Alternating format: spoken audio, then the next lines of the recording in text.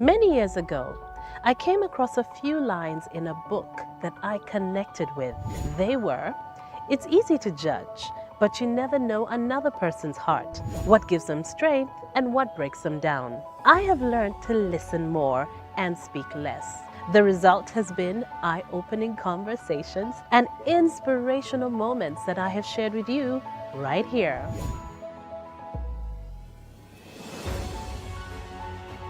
Hello and welcome back to my channel. We're on location at the very beautiful Sheraton Kampala Hotel, and this episode of Crystal One-on-One is brought to you by Roke Telcom. Today I am chatting with someone who I've known for a very long time, but somehow we haven't really had a chance to sit down and have a conversation. I have business owner and founder of Bake For Me, Brenda Sekabembe. Welcome. Thank you. How are you? Crystal. Fine, thank you. How are you? I'm good. Yeah. I love that you're telling me you're always all natural. She doesn't even own a lipstick. I don't. Like, wow.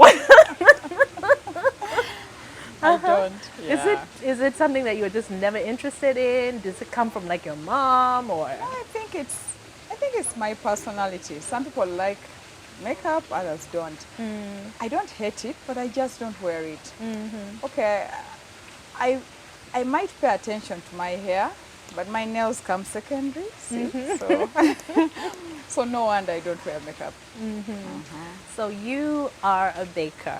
Yes, I am. And unlike many other people who either started recently during lockdown and COVID times or a few years ago, you kind of started like way back in the day. Soon after my university. It's been Wow. 15 years now. 15 years. Goodness. Well, Brenda, take me back. Take me back to when you were a baby. Where were you born? I was born in Kampala. We're living at Kansanga. Actually, not very far from you, I think. Kansanga Chwafu Estate. I went to Buganda Road Primary School, 7 years. Then I joined Gaza High School, 6 years. Makerere University. Then after Makerere University, I did a few jobs I wasn't very happy with, and I decided to do my master's in public health at the University of Pretoria. And in between, actually, that's when I started baking. Okay. Yeah. Somewhere around there. I started baking soon after campus. I got my very first order accidentally from someone who knew that I could bake. Oh. We picked up baking. My siblings and I picked up baking from our mother. Okay. So she would bake like family bread, cake. Whenever we had a birthday, reason to celebrate, she would make a homemade cake. Oh, okay. So she introduced us to baking at an early stage, but there was no intention at all to turn it into a commercial, Venture. Yeah. So soon after campus, actually, I was job searching, I remember. I entered this building where I had a relative hoping to get a job.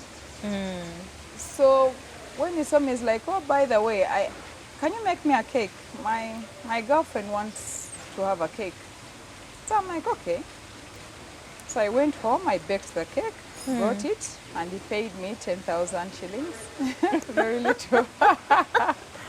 Well, did it cover your costs at least? Well, I'm sure I didn't. I mean, at that point, I didn't even care that I was running my parents' electricity bill, But yes, I made the cake.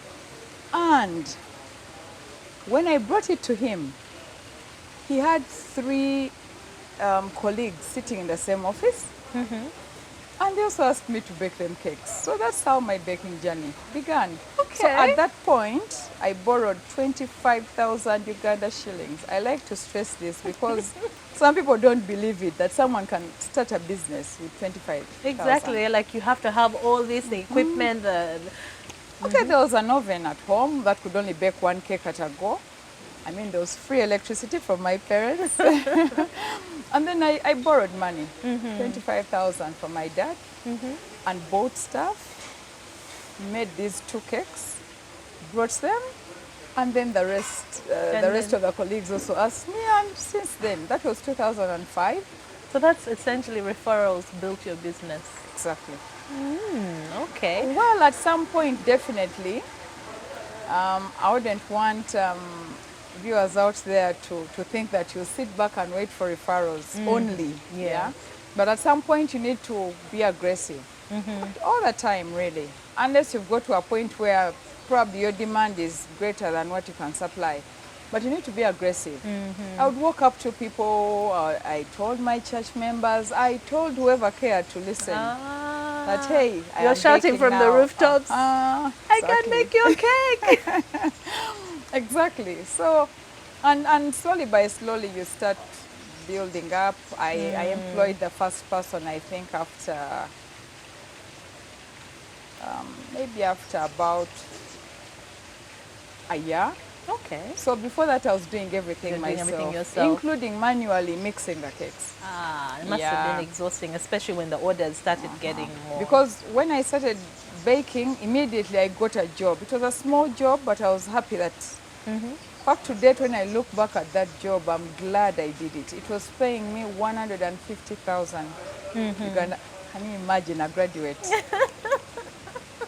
I'd studied 4 years, food science and technology, Makerere University. But And that's then where we started. I back get then. a job paying me 150,000. So whenever I would move out, I would purposely inform whoever I met, I bake cakes, I bake cakes, I bake cakes. If you want a fresh cake, please, you know. And then slowly the customer base Yes. started growing. Okay. Yeah. But I want to take you back because you said you learned how to bake from your mom. Yes. So did you spend a lot of time in the kitchen with your mom? Was it something that she loved to do? Was she a stay-at-home mom or was she working? She was working, Okay. and like I said, it was on special occasions, like if it was someone's birthday, we would bake a cake for that person. We would help her with the mixing, and then she would say, yeah, add this, add that, and then she would put it in the oven. So, no, she wasn't a stay-at-home mom, but she was someone, I think, she went to King's College, Bordeaux, and because then there were many missionary teachers in those schools, so I think they would purposely teach them all these. You had to learn how to sew. We did the same at Gaza. You had to learn how to sew, how to knit, how to bake, cook, home economics generally. Yes. So I Which think is it's kind from of that. being lost now. Yeah, yes, it is. I don't know much, but some schools are trying to keep up to it. But I think there are people you find who can't just sew a button. that's- Like, how can you not be able to sew yeah, a then button you, back? you have to carry your dress to someone to replace a button. It's not good. But well, times are changing. Times are changing. Times Yeah. are changing. Okay, and your dad? Because it seems like he supported you. Yes. Well, I was living with both of them, and he gave me the capital. And generally, my family was very, very supportive. They had to be very patient with me. What do I mean? You start off something as an accident. You don't have a proper plan of, I am baking, I'll be hosting my clients in this space. Then you're letting people into the house. You know, they're making orders. Then they have to drive in and take up space. And then the orders are increasing. You're also taking up space. I mean, it was supposed to be a home. Yes, yes. But here it is now becoming a business place. So my family was generally very patient with me until I finally found a place where I could, but still in my home. When I moved out, then I started baking in my home. Okay. Yeah. Actually, that's something we don't really think about because when you have a business at home, you're going to have all these strangers coming in and out Yes. constantly. Yes, it's actually very risky. I mean, some people might come in with all these other motives. Yeah, but again, it was a growing business. I mean, at that point, we couldn't afford to pay rent. I would bake the cakes, put them in my car, then drop them off, and then eventually I hired a driver, you know. But these are a few cakes. I would sell like 10 a week, 4, 5, you know. But slowly by slowly, yes. You The started referral building. system really works as long as what you're doing is good enough to market itself. You know, when someone tests it, then The product should be able to speak for it. exactly, yes. So now you did food and nutrition at McCary University. Yes. But when you were little, what did you think you were going to be? What did you want to Oh, be? everyone wanted to be a doctor. Yourself included. Everyone wanted to be a doctor. And actually, Did you have a doctor in the family? no, but I mean, when we're in school, it's like that was the ultimate goal. Our days. I don't know about these days. I mean, kids are all over, pilot, whatever, but everyone, my days, wanted to do medicine. So that's how I kind of ended up doing sciences. Okay. But by the time I got to S6, and I could have a voice that my parents would listen to, I'm like, no, I don't think I have the nerve. And the second best option was food science and technology. Okay. Yeah. Okay, and your siblings? How many? You I have- have 4 siblings. Okay. Yes, 2 sisters and 2 brothers. Okay. All right, are you in the middle? Or Yes, I am. smack in the middle? I'm in the middle, yes. How did I guess Yeah. that? Okay.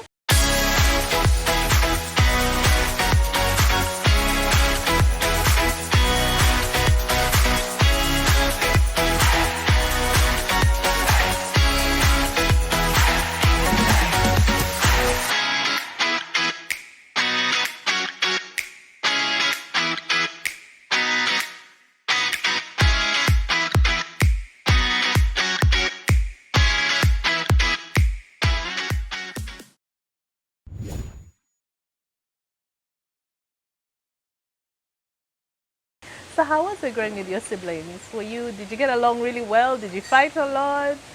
No, I think it was really nice. I would play all over. Our parents didn't really look out for us, as in, where have you gone? Oh, so you were free to We were roam? free. I mean, times were different. We were living in an estate which had over, I would think, 50 houses. Yeah. Those are 50 homes with 50 times probably 4 kids per home, minimum, Yeah, average. Chihuahua was nice. Chihuahua. So, I mean, you'd go all over the place.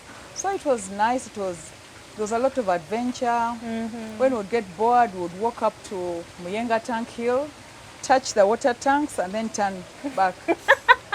Today, I think the water tanks, it was some craze. We liked it. I would Okay. just go touch and then turn and go back home. And this is through bushes, you know, because I wasn't really What it is now. Yes.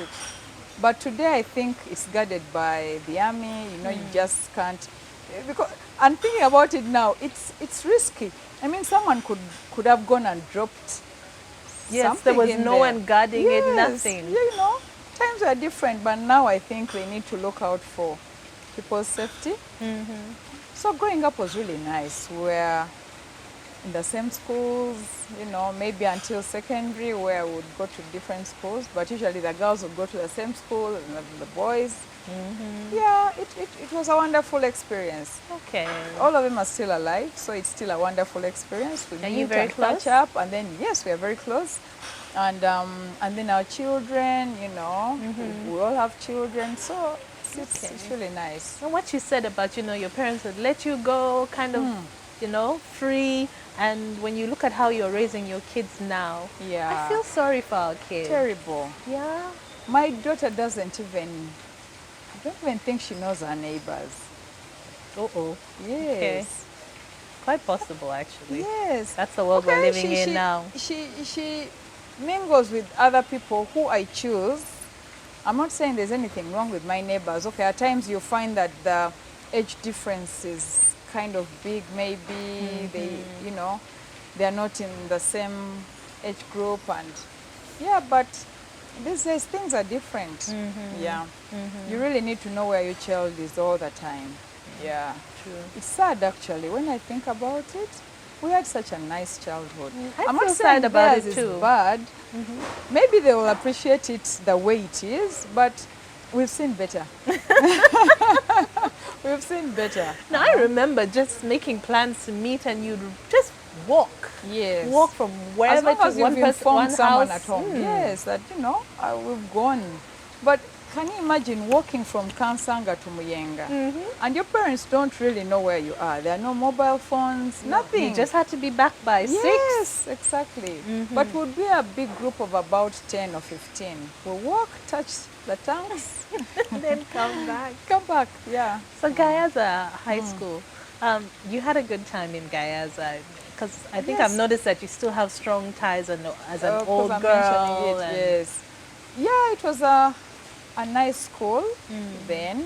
I can't really say much about it now. I'm not really experiencing it, but it was really nice because, like you said, we learned all these things. These We would skills. sew our uniforms, so you had to learn how to sew in the process. We would do housework. Actually, I don't think that really happens in some schools these days. They have Yes. companies that come in and clean. But I'm glad I'm from that era where we used to do housework. You'd keep changing. You'd work in the dining hall, peel food for the entire school. No, not one person, of course, but Yes, a group of you. Clean the compound, clean the classrooms, the lab, the dormitory. You had farm work as well. Yes, yes. So, it kind of helps you to be all-rounded. And you're not afraid to get your hands dirty. Exactly.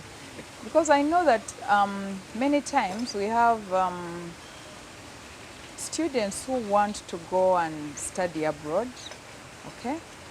But when you're abroad and you can't do these simple basic things, I think it's not a very good thing. It's a disadvantage, actually. It is. It is. Yeah, because I think most people carry lunch to work, So if And you you want have to just find take care of yourself. Yes. There's no one going to take care of you. Exactly, yes. Like having a living maid is almost close to impossible, even if you have the money sometimes, So it's good for a child to grow up in a well-rounded, kind of way. Yeah. So that I'm sure I got from Gayaza. That's one of the few things that I really, really like about that particular school. Okay. Yeah. And you said at that point you realized that medicine was not really for you. What made you realize that? I mean, you hear the stories, but I think the worst was I was told that the first lesson is you need to look at a dead body and no, Yeah, no, thank you.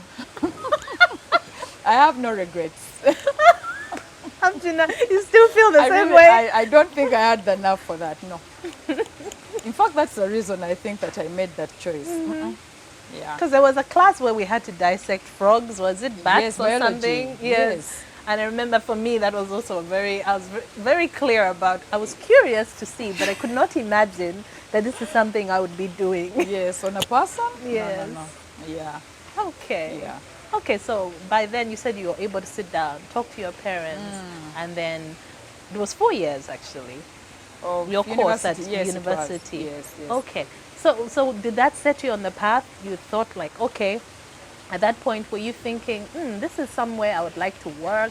I'd like to work within food, that area. Because you said when you came out you started looking for a job.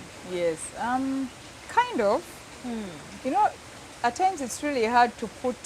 I still believe that my ending up in bakery was an accident. Really? I mean, people find their. You don't feel it was a calling maybe? I don't know, maybe. But God has His ways, God has His ways, because I still talk about it. The fact that I ended up in that building, Greenland Towers, I remember it very well, on the second floor. I think Greenland Bank had been liquidated, so the people who were doing that work for Bank of Uganda, ordered these cakes, and voila, here I am today, employing 60 people. Wow. So I think God has His path laid out for you, like the scripture that says, all things work well for those that love the Lord. So somehow, all things work for good, you know. So he keeps piecing the bits together, and eventually you find your path. Okay. Yeah. So you first were baking from home with your parents, and then you said then you moved out Yes. and got your own place. Yes. And then you kind of had it as your office as well as your home. Yes. Was that scary for you at that point? No. No? No, because I mean, I had about 2 live-in workers, and anyway, I got married not so long after that. Okay. So even when you were moving out, you were already on your way? You had already met your Yes. husband? Yes, I had. But I wasn't living with him. I started living with him after I got married. Okay. Then it became easier because if your question was I scared? Yes, When you like have to live on someone your else, own. No, I lived on my own for a short while anyway. Yeah, and soon after that we got married. But the main reason why I left was to try and relieve them of all the visitors, the guests, the customers, the cars, the suppliers. It's a bit too much on a home, really. So it takes a lot of patience, especially for those who are not in the business with you. Yeah. Yeah. Yeah, true. Okay, so by the time you moved out, you said you had 2 workers? No more. By the time... No, I was talking about the people I was living with. Oh, so living. Meaning I wasn't scared of living in the place. Yeah. By yourself. But by the time, I think by then I'd hit the maybe 15 mark. 15 workers, yes. How long was this into the business?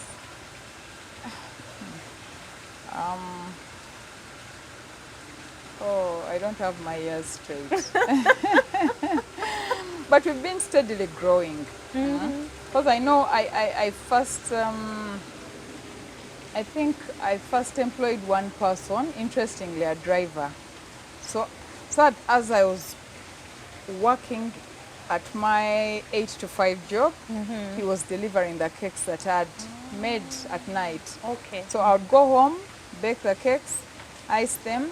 Then in the morning, I give him the car. He drops me off. I give him the car. He delivers the cakes, brings the money, and then we wait for the next day. So that was your first employee? The first employee. Then I started adding the bakers. Actually, by the time I went to do my master's, I think I had about 4 employees. Yeah, I went to South Africa to do my master's in public health. Yes. Still, you know, my mind was still set on I should be in an office job. If I add public health to food science, I'll have better chances of getting a better job. Oh my. Yes. Even though you'd been running your business for a while. Yes. So in your mind, it was kind of just like a side It was a thing. side yeah? hustle, exactly. I didn't really look at it like, you know, I kept thinking everyone who goes to school, who studies, should be having a proper 8 to 5 job. That is what the career guide has told us. So if you didn't do that, then you're a failure. Huh? So, you know. True, true. There is that little seed that is planted in your mind. Because I remember the same thing with me, radio. I'd go and do a few hours and people would be like, okay, but when are you getting a proper job? Yes. And in my mind, I felt like, okay, maybe I need to, until I understood later. I mean, careers are different. My dad wasn't very happy when I told him that I'd left the last 8 to 5 job that I did. Okay. Why did you leave? Well, with my public health qualification, the first job I got, okay, I first did a job in South Africa for Bill and Melinda Gates, but while the business was making money with my 5 employees. So how were you managing? You could trust your people here? I would, but I think I did about 15 flights back. Yes. Okay. Within 2 years. Oh. So I would go do a module. So if I am free the next week, I come back, make sure things are running fine, go back. Sometimes it would get very crazy. I would get onto a morning flight on Friday, be in Entebbe by evening, work on a wedding cake very fast, deliver it on Saturday, and then I'm back on a flight on Sunday and back to South Africa.